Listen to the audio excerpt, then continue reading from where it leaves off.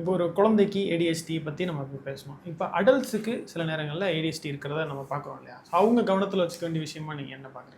So இப்போ வந்து adult ADHD அப்படின்றது இப்போ ரொம்ப காமனாக எல்லாரும் பேசுகிறது. அதாவது மெயினாக அந்த ஒரு 15 to 35 இயர்ஸ் ஓல்டுக்கு நடுவில் இருக்க அடல்ட்ஸ் எல்லாருமே வந்து நீங்கள் கேள்விப்பட்ட டேர்மாக இருக்கும். அதுவும் சோஷியல் மீடியாவில் நிறையாவே வருது அடல்ட் ஏடிஹெச்டின்னு.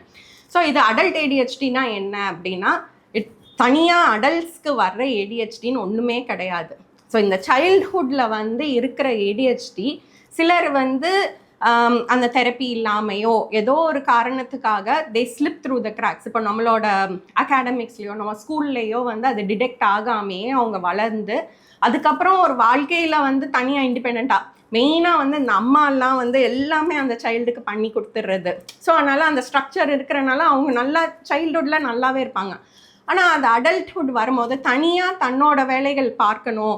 ஒரு ஹாஸ்டல் போகும்போதோ, ஒரு கல்யாணம் ஆகுது, இன்னொரு ஃபேமிலி ஆரம்பிக்கிறாங்க. ஸோ அந்த மாதிரியான லைஃப் ட்ரான்சிஷன்ஸில் இவங்களுக்கு இல்லை ஒரு ஜாப் போகிறதோ, நியூ ஜாப் எல்லாத்துலேயுமே அவங்கள டிபெண்ட் பண்ணி அவங்களா யோசிச்சு அவங்களா பண்ணும்போது இந்த ஏடிஹெச்டி இருந்தவங்க ஆனால் டிடெக்ட் ஆகாதவங்களுக்கு பிரச்சனைகள் திருப்பி நம்மளுக்கு சர்ஃபேஸில் தெரிய ஆரம்பிக்கும்.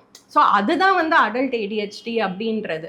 ஸோ அதுக்குமே வந்து அதுக்குரிய டயக்னோசிஸ், அதுக்குரிய தெரப்பி எல்லாமே எடுத்துக்கிட்டா ஸ்ட்ராட்டஜிஸ், எக்ஸிக்யூட்டிவ் ஃபங்க்ஷனிங் அதுதான் நாங்கள் நிறையா பண்ணுவோம்.